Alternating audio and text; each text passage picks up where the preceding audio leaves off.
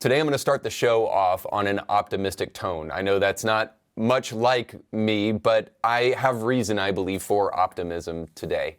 I feel a sea change coming. I think we're starting to wake up to some things that I talk about on the show often, and some things that we really needed to realize before our society breaks down into perpetual polarization.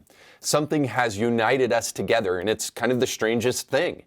Israel has been something that is waking people up. We're starting to see that the media is actually really, really bad as they take Hamas talking points and peddle that as information in the United States.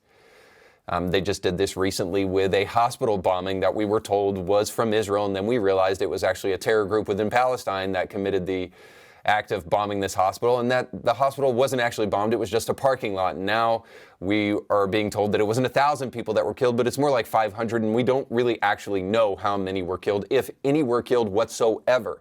But it doesn't stop our intrepid media from being just the absolute worst. We're seeing that actually open borders is a really, really bad idea. And the FBI just warned in a memo the other day that Hezbollah and Hamas agents are crossing through our southern border. Now people are starting to wake up to the reality that maybe personal gun ownership has a place so that we don't see in our nation what happened in Israel. And then we're even seeing students take to their city streets and to their college campuses to declare freedom for Palestine while oddly saying nothing about what Hamas did in Israel. It's almost as if these left-wing indoctrination factories are not good for young people. We're all waking up to this.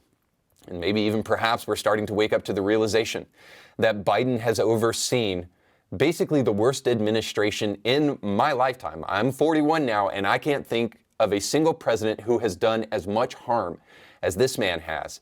And I think it's arguable whether or not he's the worst president in the history of presidents. But he's oddly uniting us as well. He came into office saying that he was going to restore the soul of this nation and unite us once again. Well, he has united us, but not in the way that he thought he would. We're seeing that he is creating crisis economically, on foreign policy fronts. There's an opioid crisis. There's a human trafficking crisis. There's a border crisis. There's wars in multiple areas. And of course, Biden isn't to blame for all of this, but his weakness and his incompetence is largely to blame for a lot of it. And so he's bringing us together on that. We're realizing that perhaps we didn't like the messenger of Donald Trump, but a lot of the messages that he was giving us were actually beneficial to us as a nation. Before long, we may even find ourselves uniting over the fact that perhaps it's not a great idea to murder babies in the womb. Who knows? I mean, the sky is the limit before we start realizing what's really right in front of us. And let me be really clear. I'm not talking about a sea change in terms of more people voting Republican.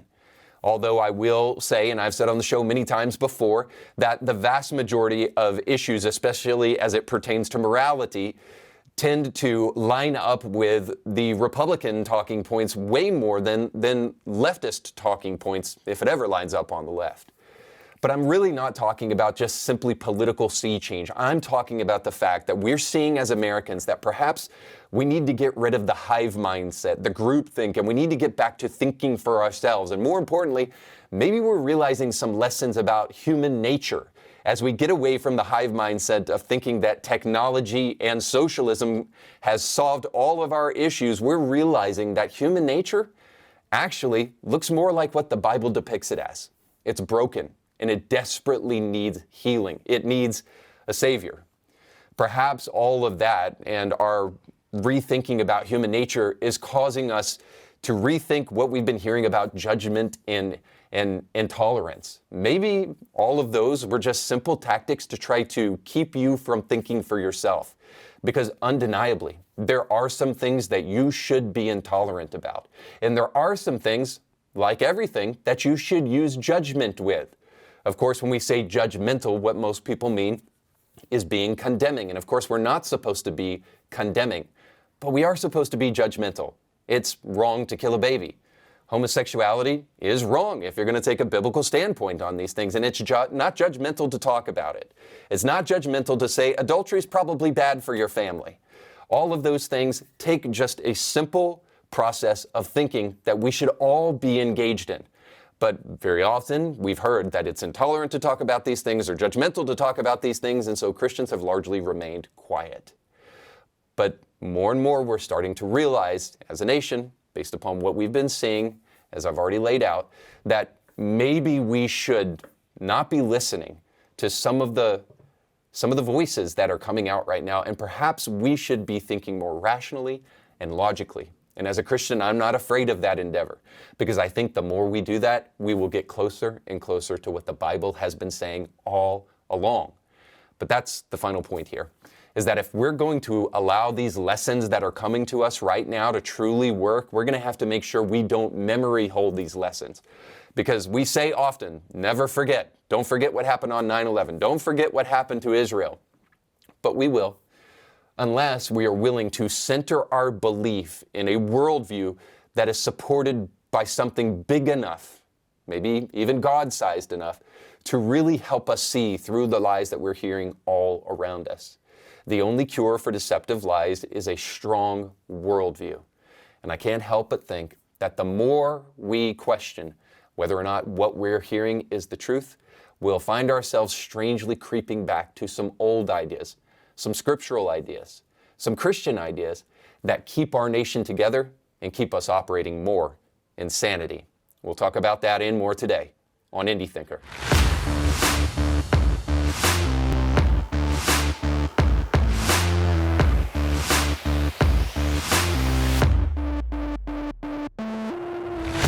Welcome to the show. Don't forget to like, share, and subscribe. Now, you're probably thinking about making an investment here as we get closer to Halloween. You're probably going to spend $20, maybe even $50 on candy that you will be distributing out to complete strangers, or maybe even the ungrateful kids that live next door to you. And you have to contemplate whether or not that's a good investment or not. I'll leave that between you and God to decide, but ultimately I would just ask this. As you think about your end-of-year giving, I want to encourage you to think about giving to Indie Thinker. If this show has been a blessing to you, if you've learned something, maybe even if something I've talked about on the show has challenged you and you've gone back to research something and it's helped you become a little bit more of a critical thinker, then I want to highly encourage you to give back to the show so that we can keep on creating great content for you. Now, you can do that by going to the description of this podcast or by going to the link that's on the screen right now. Now, again, if you're listening to this podcast, all you have to do is go to the description, to the show notes, and there you'll see a link where you can give to Indie Thinker. But as you consider your end-of-year giving, just know that Indie Thinker is a nonprofit, and everything that you give, all donations are tax deductible, so it can be used to help you in the future, and it will certainly be used to help this show continue to do great things.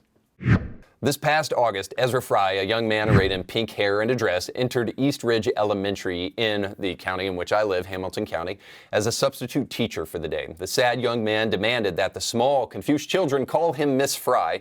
Our community held a typical 3-minute, kind of outrage session, but then quickly forgot.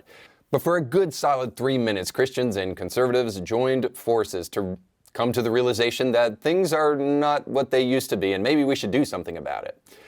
So once that 3 minutes was over, people mostly returned to their feigned exasperation with the culture wars and other Christians like myself who engage in the culture wars. Under their breath, they made snide comments about the Christians who continue to take a stand and somehow tried to make themselves look like the moral betters of those other people engaged in the culture war while they sat back and did nothing. All that because they desperately needed that Joanna Gaines pillow from Target and needed to waste hours of their lives watching Disney destroy yet another franchise by showcasing how dumb feminist intersectionality is. Extremely dated when it comes to the ideas of women being in roles of power. Well, while those anemic Christians were judging the people actually making a difference, Fry and his gay lover, David Acevedo, went on teaching in Hamilton County schools. That's right, they continued to teach as subs and long-term teachers until just last week when both men were arrested for gay prostitution and possession of drugs and possession of illegal firearms. According to a local news report, it says 2 educators with Hamilton County schools are facing misdemeanor drug and prostitution charges following an undercover operation. According to an incident report from the Chattanooga Police Department, 25-year-old David Acevedo and 22-year-old Ezra Fry were both cited in a sting operation by CPD in August. The report says an undercover officer met up with Fry at her home, and again, you have to understand, they actually should have said him, but they're saying her, on North Orchard Knob Avenue, where he was given money in exchange for sexual activity. The report says officers entered the home where they found drug paraphernalia, a small amount of marijuana, and a gun. Both Acevedo and Fry were given misdemeanor citations for unlawful drug paraphernalia, prostitution, promoting prostitution, unlawful possession of a firearm, and simple possession. A Hamilton County school spokesperson confirmed that David Acevedo is a special education teacher at Calvin Donaldson Elementary and has been suspended until police finish investigation. He should be fired permanently, but we'll see. Fry is a substitute for Woodmore Elementary, but has not subbed since he was cited. So it might be good now to find the humility to realize that we can learn something from this story about two young men becoming gay prostitutes. Something like this. Might we be able to indeed judge a book by its cover? A man with pink hair, piercings in his nose, makeup on his face, and a dress has no business teaching kids?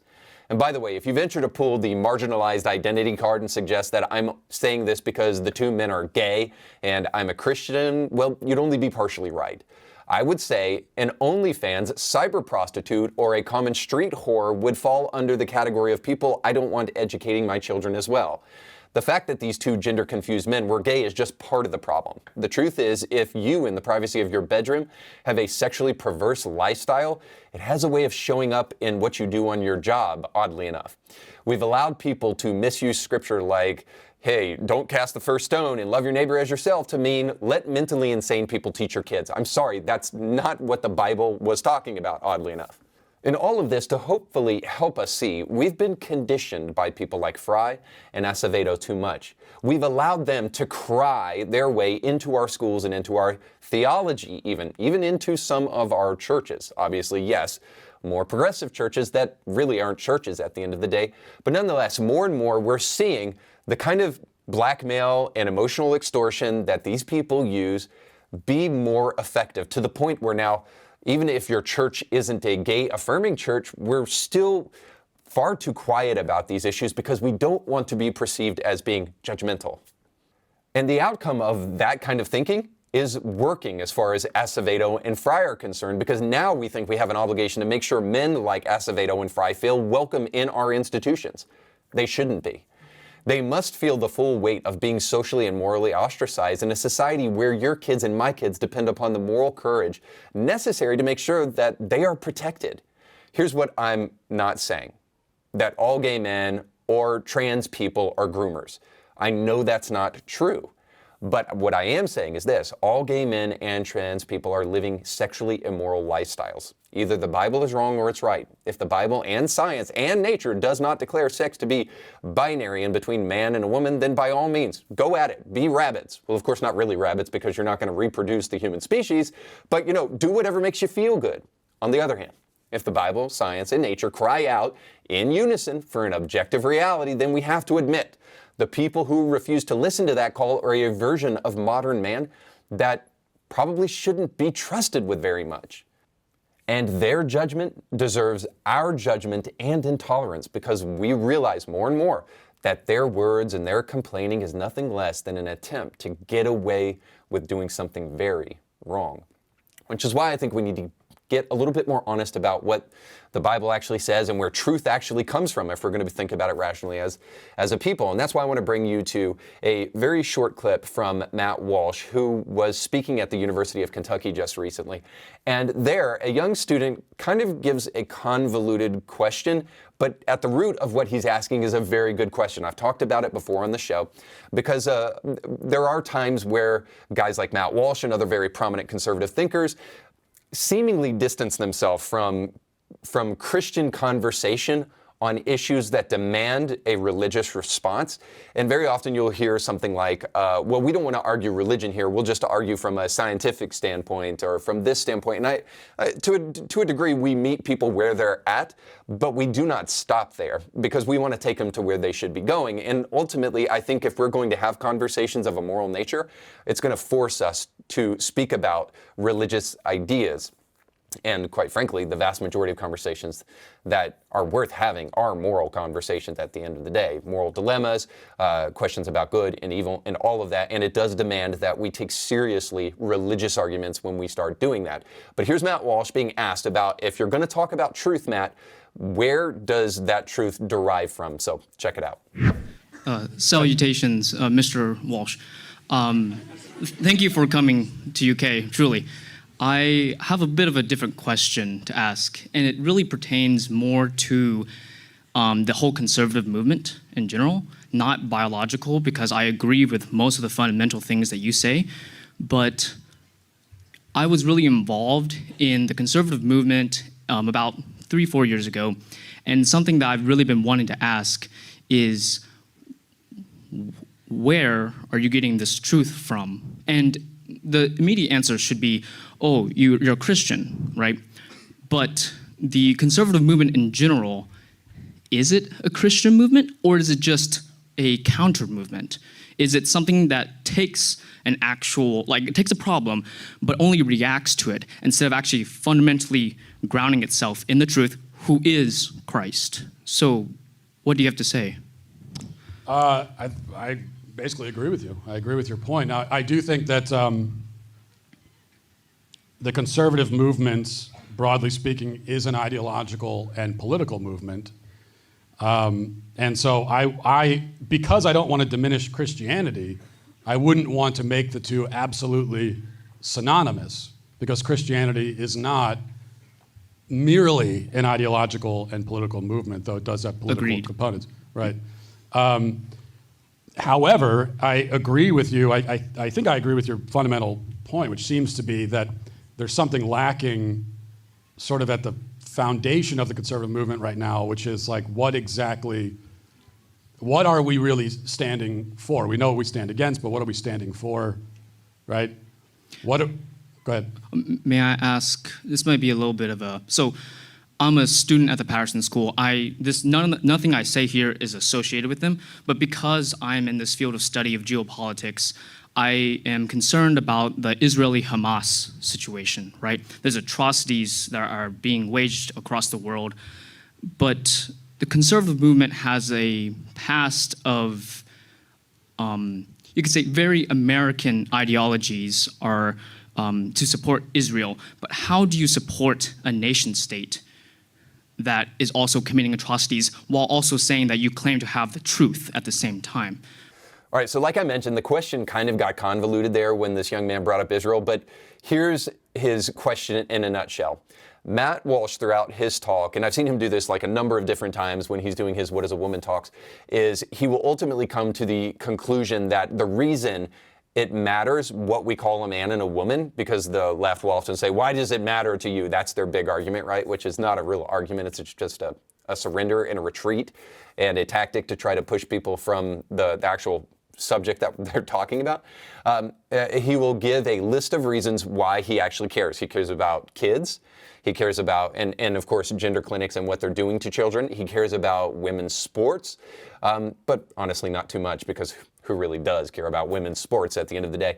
But he will always end that kind of tripartite thing with a third thing, and he will say, he'll say, I care about truth, and I care about a society that's steeped in truth for the sake of my kids and future generations. I want a society built on truth. So he cares about truth, but Matt has never gone to the trouble of actually defining what he means by truth, and that's essentially what this student is after. He's saying, hey, when you say the word truth, now aren't you making a moral claim of sorts that demands a source, that demands a foundation from which we can actually discern what truth really is? Of course, the postmodern left wants to emphasize this point, and this is why we need to answer it, because they are moral relativists, and they don't believe that there is such a thing as truth. This is why they say my truth and your truth, and it's important for Christians to give a defense for why truth actually exists and why we believe the Scripture is a source of truth where truth can be found.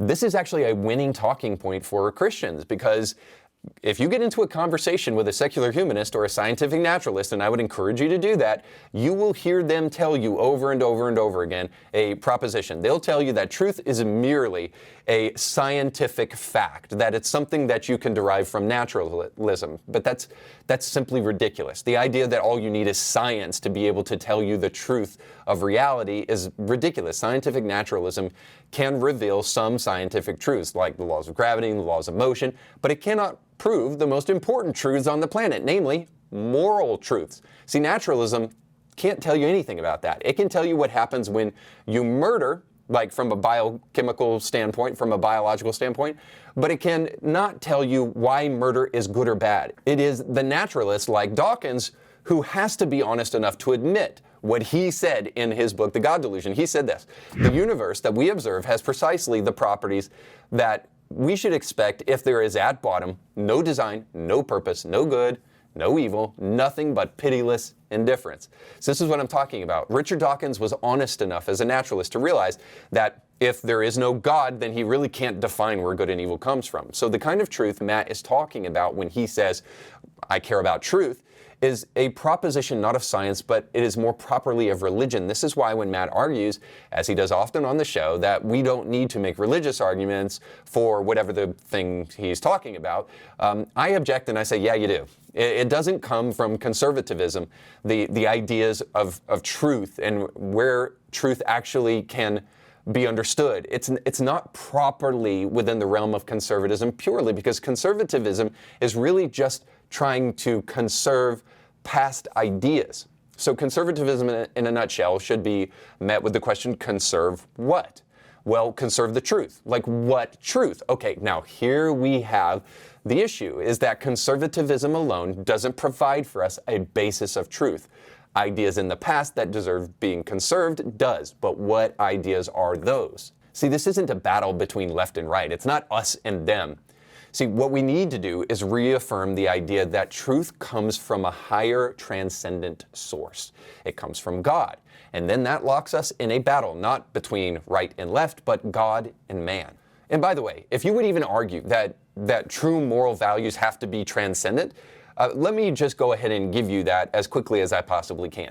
If moral values are not transcendent, then they do not go outside of you and they cannot be objective. In other words, there is no such thing as true morality if there isn't a transcendent God. The reason I can argue that is simply you are left with an arbitrary understanding of what is good and bad. And then you might be able to get away with all sorts of atrocities like we saw in World War II, where you can make the argument, hey, we're trying to create a superior race here and that benefits mankind. This utilitarian principle of the ends justify the means is totally fine because it's going to benefit mankind. Think of all the good it will do to get rid of people who have handicaps and the mentally retarded, or somebody who has a genetic anomaly, or somebody that might even be intersex. We kill all those people, we purify the gene pool, and then we're creating a super race that will benefit mankind for generations, for millennia to come.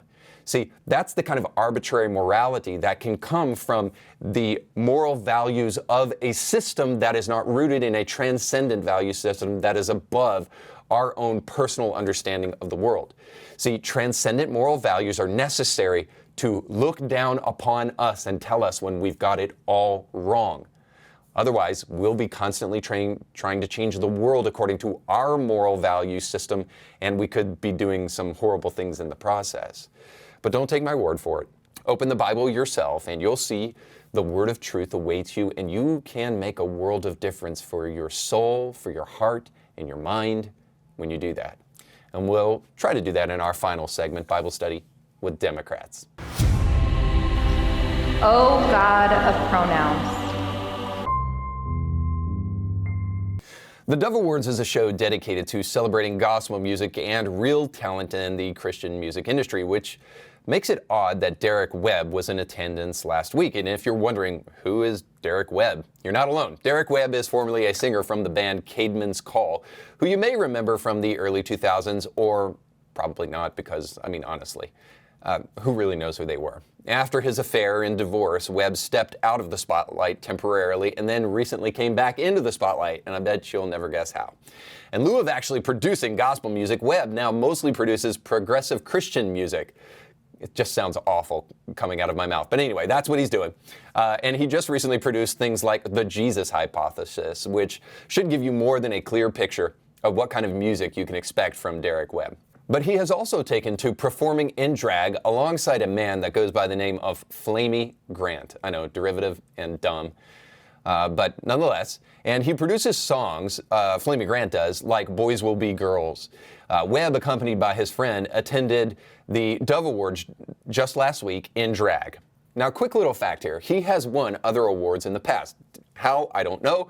But he did. But he never attended the event in person until just last week. For some odd reason, he decided to come this year, even though he didn't win anything.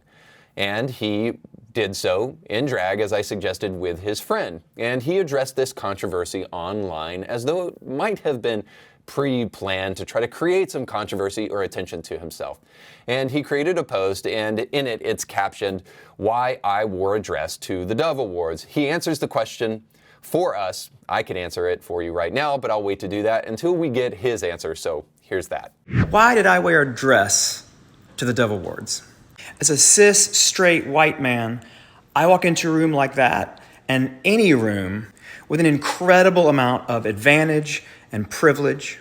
If I'm attending as an ally of friends and colleagues, I should do everything possible to surrender that privilege at the door. If the way you look at my loved ones isn't the way you look at me, I'm not truly standing with them. It's like Stan Mitchell says, if you claim to be someone's ally but aren't getting hit by the stones thrown at them, you aren't standing close enough. Plus, I have amazing legs. So Matt Walsh made this joke on his show, and it's just too good to pass up, but I also have to give him credit for it. Now, it's hard to take Webb seriously when he starts his post with such fake news by calling himself a straight man. But the lies and the obfuscation don't stop there. So let's work our way from the very end, and then we'll go back. So he tells us he has great legs, something no straight man has ever said, by the way, because no man really does have great legs. I mean, men's legs are kind of ugly, let's be real. And certainly not that scrawny dude. He doesn't have nice legs. If he got a gym membership or something like that, maybe, but otherwise he's just deluding himself. However, he does have one point in his rant that is right. He does have a point when he says that the people who love him should also love his loved ones.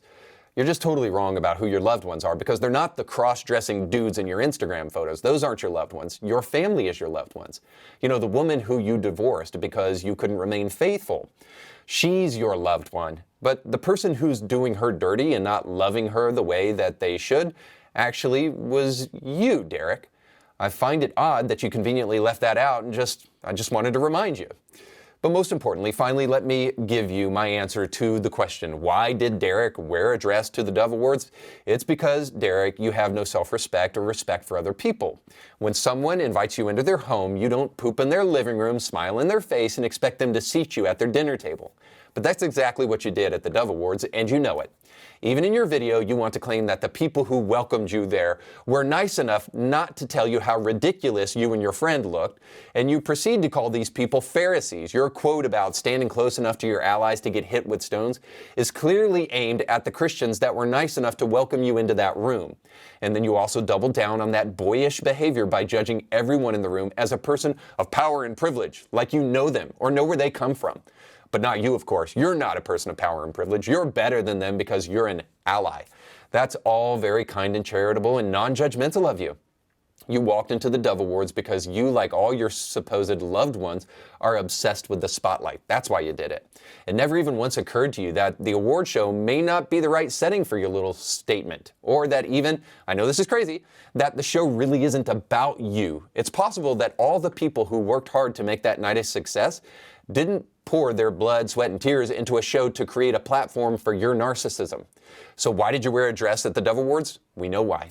You, like many in the LGBTQ religion, are obsessed with yourself, and your attention-grabbing stunt worked because you got the headlines you wanted. You got the social post, and all your friends can now sink their teeth in it and like it and diabolically laugh at the discomfort of other Christians.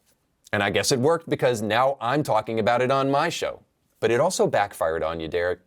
Maybe you didn't realize this, or maybe you still don't know it now because it was revealed only too late to you, but all the people that you were trying to mock at the Dove Awards by doing what you did might wake up to the realization of what you're really after.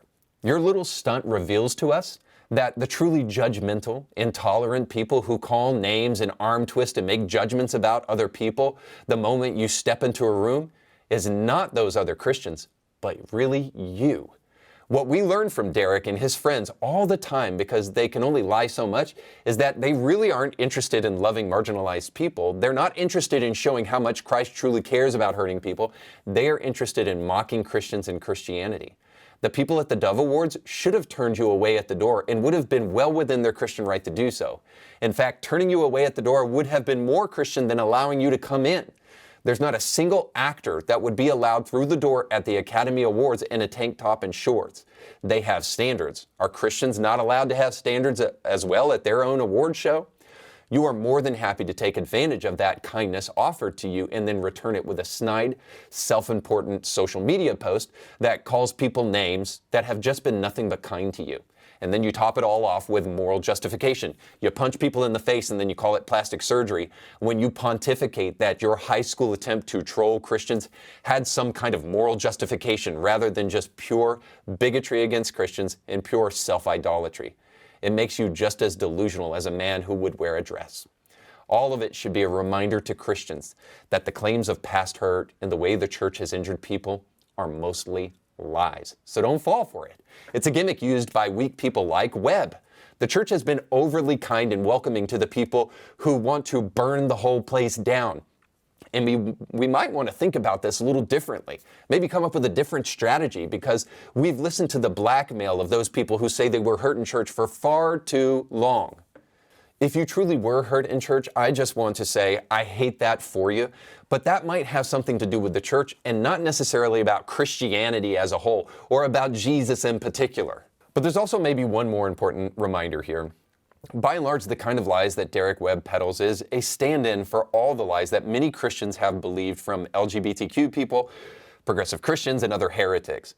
The tactic they used is to twist your desire to be liked against you. Now, this is important because there's a bit of narcissism on our side. They know the vast majority of Christians want to be liked and cannot stand to be called intolerant and judgmental.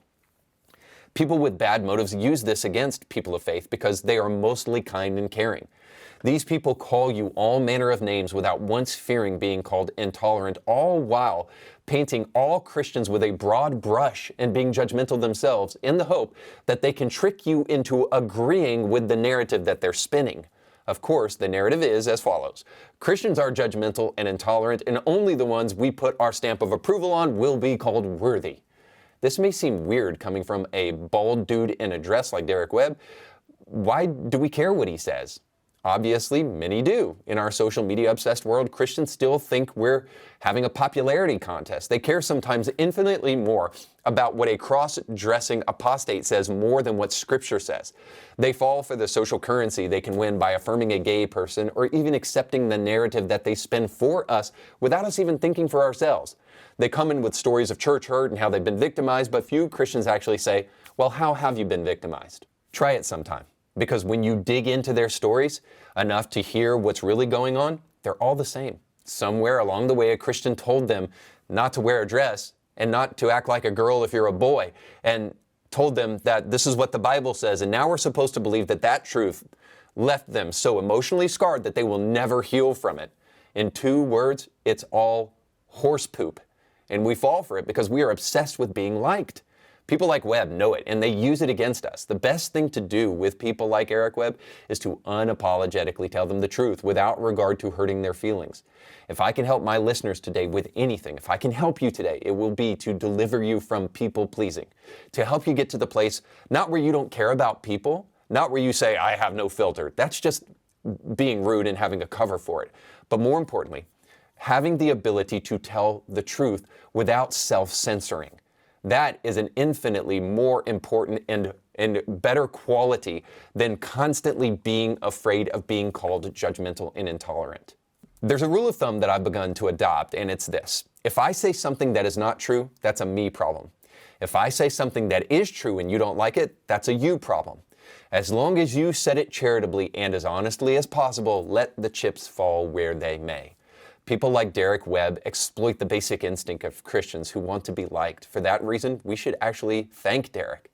It's a clear reminder to all of us that it is not our job to be liked. It is not the concern of Christians to make the message more palatable for the itching ears of every new generation, or a man that wants to wear a dress.